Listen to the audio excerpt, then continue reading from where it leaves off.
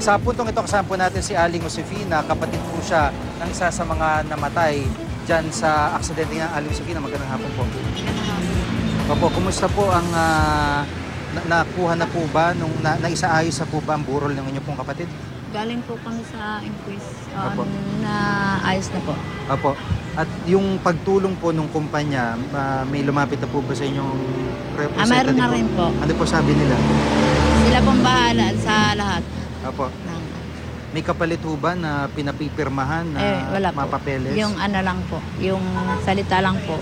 Salita lang Sabi po. nila sila nang bahala sa funeral. Opo. Pero kayo po ba'y desidido na idemanda ba itong balis, no? May plano po kayo? Hindi ko lang alam po kasi pag-usapan pa namin ng magkakapatid. Opo, opo.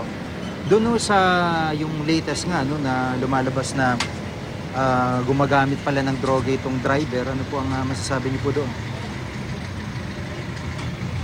Wala po akong masasabi. Opo. Kasi Hilo hilo po ako ngayon sa nangyari sa kapatid ko. Opo.